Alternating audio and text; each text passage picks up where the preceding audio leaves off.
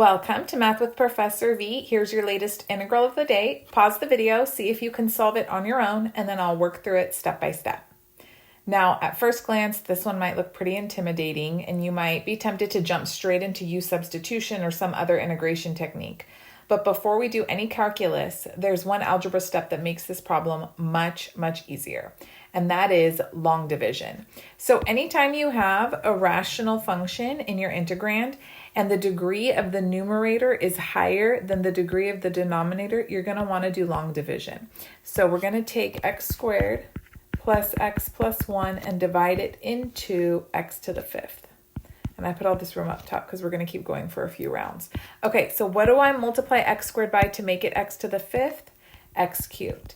Then I take that x cubed and I distribute it to everybody sitting outside, everybody in the divisor. List that result underneath. So we'll have x to the fifth plus x to the fourth plus x cubed. And then I subtract this expression from the row above. The term on the furthest left should always cancel out, otherwise you messed up. And then we've got negative x to the fourth minus x cubed. And then you repeat. You go, okay, what do I multiply x squared by to make it negative x to the fourth? Why negative x squared? List that up top. And then same thing. You distribute this negative x squared to everybody out here in the divisor and list the result underneath. So we're going to get negative x to the fourth minus x cubed minus x squared. And then again, subtract that row from the one up above. Furthest left cancels out. Ooh, x cubed also cancels out. And then I'm left with a positive x squared. Can we keep dividing? Yes. Once the degree of this term is lower than the divisor, you're done, but we're not done. So plus 1, x squared times 1 gives us x squared. Distribute 1 times the divisor, list it here. Now subtract. And so x squared cancels, but then I'm left with negative x minus 1. So that's my remainder. I can't keep dividing. Notice degree there is less than the degree of the divisor. Okay, so we can rewrite our integral as the quotient, which is right here, x cubed minus x squared plus 1. And then I'm going to put minus, here's my remainder, x plus 1 over the divisor, which was, ooh, straighten up there, Sonny, x squared plus x plus 1 dx. Okay, now let's see. This, we know how to integrate. X squared, we know how to integrate. 1, no problem. This is going to be a little bit of a beast. Not a bad beast, a tameable beast, but one that we would do aside. So we're just going to do a little side problem. I'm going to tell the people that's what's happening. I'm not going to bring the negative into things. I'll just have x plus 1 here over x squared plus x plus 1 dx. And we'll work on this integral now. Okay, so the denominator does not factor. So what I want to do is complete the square. And in order for x squared plus x to be a perfect square trinomial, I would need a 1/4. Where did I get that? Well, you take the coefficient on that linear term, which is 1, divide it by 2, it's 1/2, and then square it, 1/4. Well, I have a 1 here, not a 1/4. So if I take 1/4 away from 1, I'm left with 3/4, right? So there's my 1. But then now this will factor nicely into x plus 1/2 quantity squared, and then I still have my 3/4 hanging out. And you're like, why would you do that, Professor V? Let me show you. That's the slick move when the denominator doesn't factor. That'll save you most of the time. So we've got x plus 1 over x plus 1/2 squared plus 3/4 dx. Now I'm going to split this into two integrals. One of which I want the numerator to match what's inside here, inside the parentheses.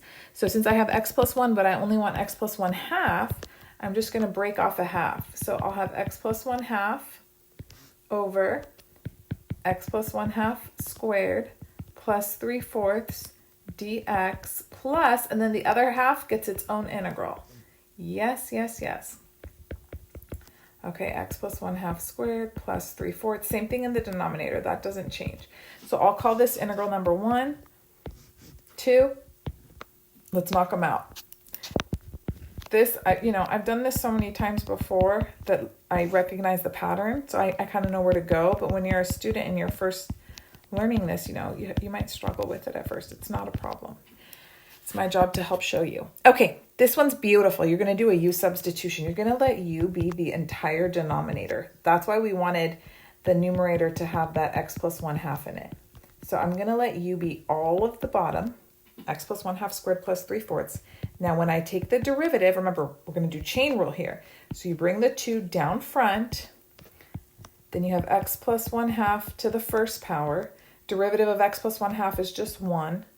Derivative of 3/4 is 0, so then I have dx. Now look over at the integral. X plus 1/2 dx, that's right here. Fantastic. I just have to account for that too.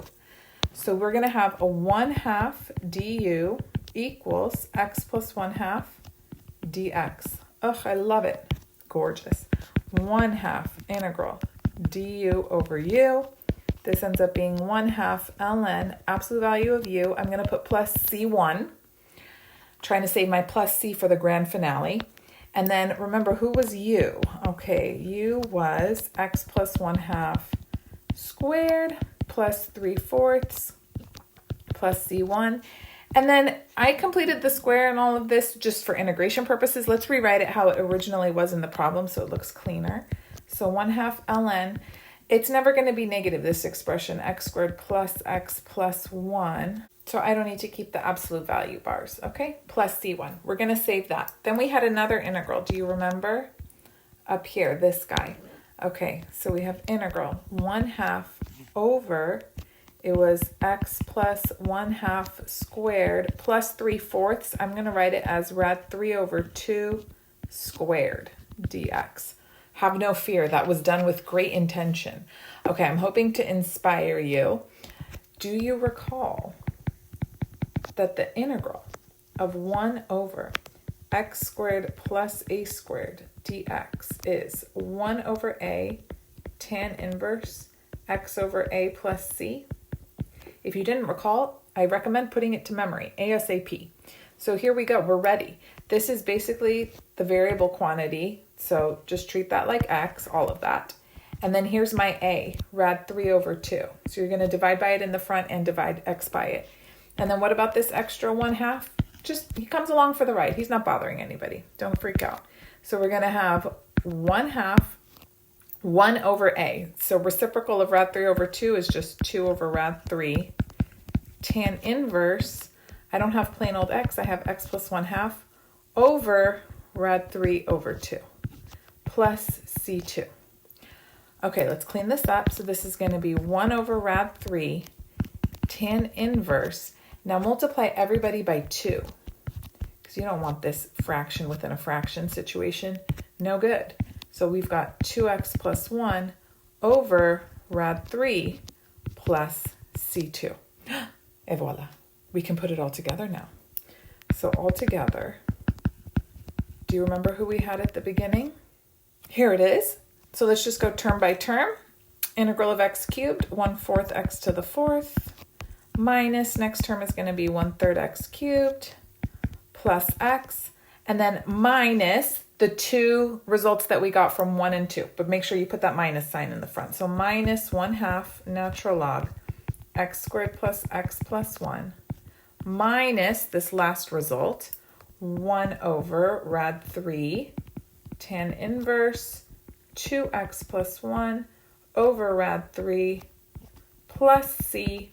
Who's this c? C is the opposite or negative of c1 plus c2, right? Because we subtracted the previous 2 results. Okay, I would box that. Make sure it all fits. Oh, fantastic. And call it a day. So let me know in the comments below, did you get it right? Did you take a different approach? I'm very curious. Did you know what to do the minute you looked at it? If you enjoy learning here with me on YouTube, but you're looking for a more structured experience with guided notes, practice exams, sample problems, and lifetime access, head to ProfessorVmath.com. Thank you guys so much for watching. Don't forget to give the video a thumbs up, subscribe if you haven't already, and you can follow me on Instagram and TikTok, Math with Professor V. I'll be back sooner than later.